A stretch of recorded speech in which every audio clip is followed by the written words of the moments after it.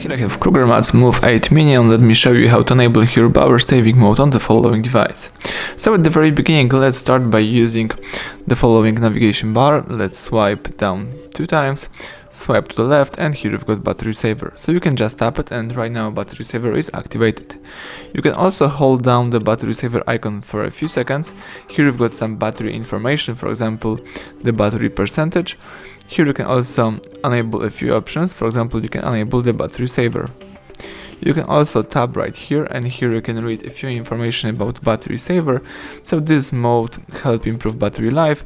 Battery saver reduces your device performance and limits vibrations, location services, and most background data. So here you can also turn on automatically battery saver, for example when you have 5% of the battery. That's it, everything went well, thank you for watching. Please subscribe our channel, leave thumbs up under the video.